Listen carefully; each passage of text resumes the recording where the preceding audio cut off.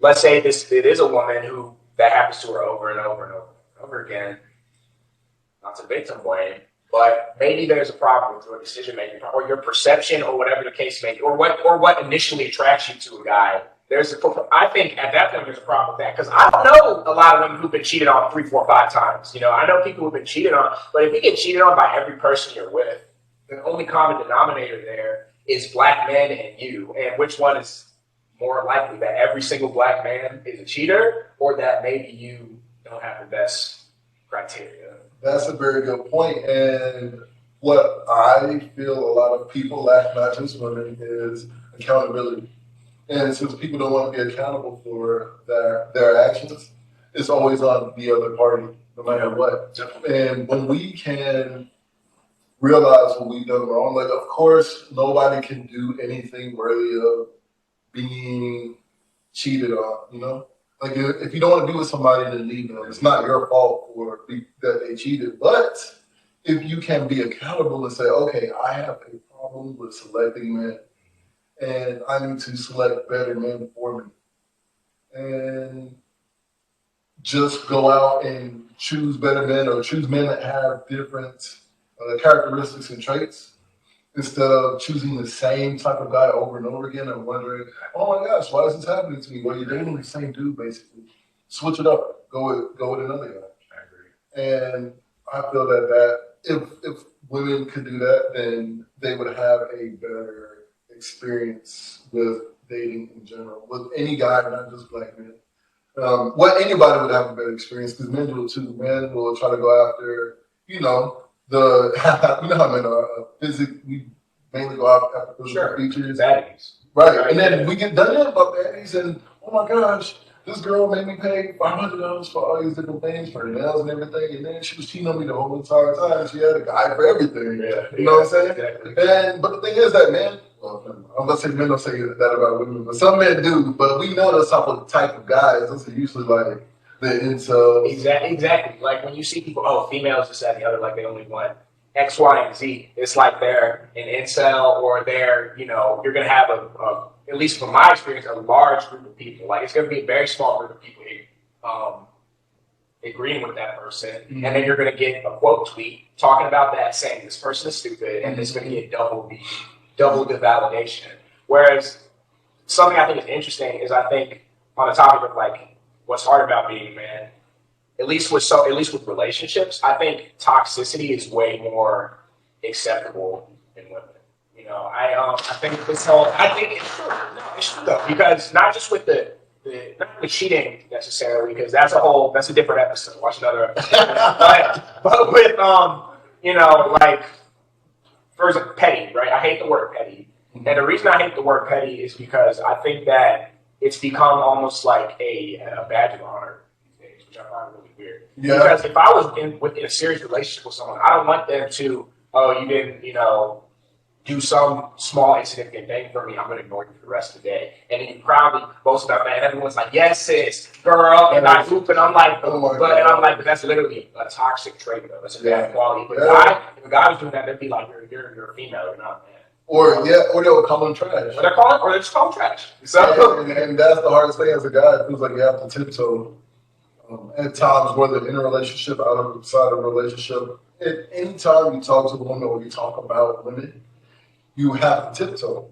And God forbid, like I said before, you talk about a woman's weight, because it's very sensitive, we understand. Just like we can't change our height or how much money we make, but women still have those standards as well. And they say, so tell me how you feel about this. So whenever women say financial, let's just say financial stability or financial, prevalence, men will say, oh, wait, women will say that's not equal. So what do you have to say for that argument? Like a woman equating...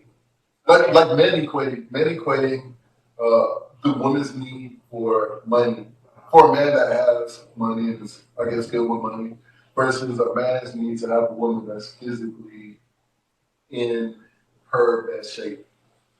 I feel like the two are not equal, but I feel like I feel like the point on financial stability is okay. So I feel like that's a fair thing to ask. I feel like that's a fair ask of a woman.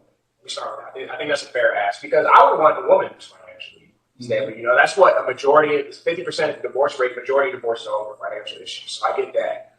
But the thing is, I feel like if I was in a relationship and my job is all right, you know, bring home the money, right, go to work every single day, come home, make sure I'm saving money, make sure you know that everything is going where it could be, and then at the same time spoil you, right? And your job is to stay in shape. I would rather have stay in shape. Honestly, it's easier. It's easier and it's less crucial to the relationship. I mean, the one thing I would say it is crucial because women expect a man to be romantic with them, even though they may not be in shape that's attractive to the man.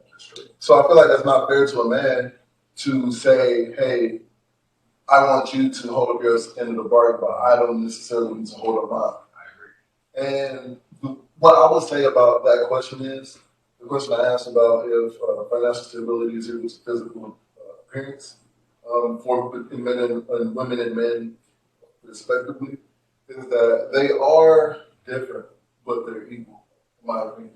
So, because if women want financial stability so that they can feel safe and comfortable, right? They want to feel protected, not just physically, but also with them, with their lives, and also if they have offspring. Right? And what men want is to have sex.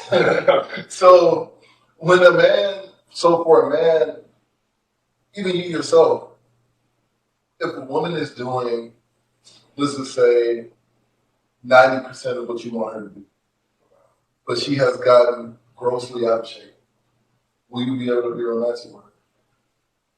Well, just yes or no. I don't want you to dance around this one. Yes, I would. Yes, I would. Yes. Go ahead. Because if this is someone who you say 90%, relationships are hard. Like if it's someone I'm like trying to build a life with, and you're getting like a 90%, A minus, like yeah, like I can, because I'm not in the most amazing shape in the world, and I get it's hard to stay in shape, and it's probably harder. But the difference is you're not grossly out of shape. Oh, okay, that's true. I'm saying like they way out of shape. Like I would be romantic with her, but because I love her. But at the same, I'm assuming in this case I love her. But at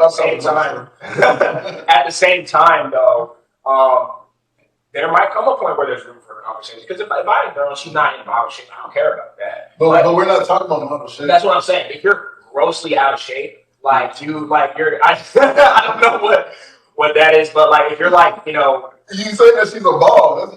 Yeah, like if you're 1,000-pound life, whatever, like you're literally, it's starting to affect your health. Maybe you're struggling to move around, and then I see like you're not making an effort to change it. We do have to have a conversation because I do want you to be. First of all, if I'm going to live my life with you, you got to make it to old age, right? But second of all, like I would like if we, and it's not like I would say, hey, you need to hit the gym. I feel like there's a way. Let's you and let's start doing an exercise class. Whatever, like we could make it cool, we can make it fun, but I think that I do have a baseline for shape, to be honest. And I feel weird even saying that because I feel like I'm going to get, it's not bad to have a baseline for shape because that's what's important. I think it's reasonable. And women have that too, but the thing is, that goes back to, the double standard of it. You talk about that, it's women's business all of a sudden. It's like, well, like a girl, like your girlfriend now, if you were grossly out of shape, she would be like, yo, Andre, I'm going to need you to tighten it up. And that's her right. That's reasonable. That is totally right for her to do that. But if you were to do that, then it's like, oh my gosh, how can you do this? So I guess for you, physical appearance is not the most important thing in a woman. No, but it's the use of the word grossly that because I have a line.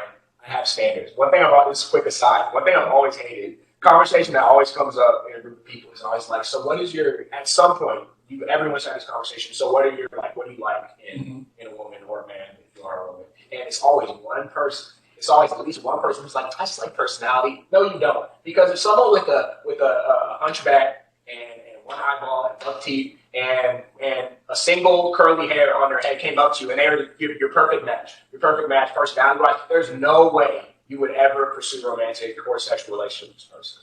But literally, I gave that very, not the same description, but I said that she grossly out of shape and she has almost everything that she wanted. And like you just said, but he said you want to be with them, so why would they not want to be with them? Because you said, I said I want to be with them, why wouldn't they want to be with them? I'm talking about, because weight you can't control. I'm talking about being ugly right now. I'm talking about being ugly right now. Okay. I'm talking about, so, I think everyone, but weight ties into attractiveness, but weight can be changed though. But on the, But what if she doesn't want to change? You might have to have a longer conversation because, like I said, I don't want you to walk around and pop shit. Like, it is what it is. Yeah, no one's. So let me make sure we get this straight. No man is asking you to be in model shape. We're not, at least. I'm gonna say. No man should be asking you to maintain model shape. This should be asking you to maintain a healthy shape. And as a woman, I would think that if you want to be in a healthy relationship, you would want to keep your partner happy, just like they would want to keep you happy with whatever they're doing that you enjoy. Because being in shape is a part, in my opinion, you can tell me how you feel, is a part of the bargain. And women want men to be in shape, but then, women will say they don't always have to be in shape, but then they will want you to, for instance, take out the trash all the time. Like, no, I'm saying, I'm just saying. I'm just saying, just listen.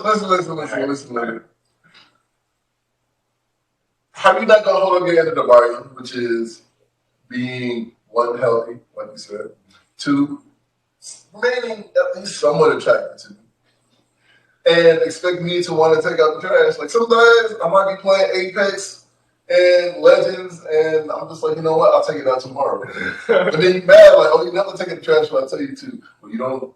You don't look good anymore. You want me to do something, but you ain't doing it either. No, that's actually that's a funny example, but that's kind of the point. I feel like when that effort is not being met halfway, it's like, well, why should I even? Exactly. Why should I take you on a romantic dinner?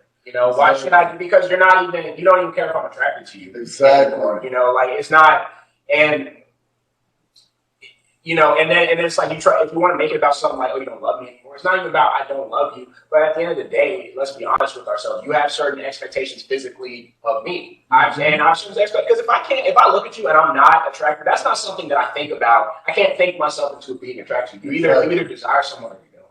So exactly, I think that's a fair expectation, and it can cause breakdowns in other places if it's not being met. Exactly, because like I said before, how do you expect a man to want to be with you if he's not attracted to you anymore? Right. And this is to go either way. Some men, like you said, he loves bigger women. So let's say, for instance, let's say, for instance, he only liked bigger women and his girl got smaller. She was like, yo, I want a kid way smaller. I want to do all this. And it wasn't for health purposes. She's like, you know what? I just want to do this. And he didn't find her attractive anymore. This is the same thing. So we're not just getting on bigger women. We're also saying that it can work both ways. But we're just using the bigger women because that's what I feel is prevalent. So I'm using that example. But it can work either way. So please do not think I'm anti-big women. I am not. I'm just saying he loves big women. Look at him. He's 6'3". So he said he loves. I was about to say something. I remember you got a girl. I was like, I don't want her to be like, what's he trying to say about me? She got the Spotify link, so relax. I'm so sorry. I don't mean anything negative by it. I'm sure you're a very pleasant lady. All right.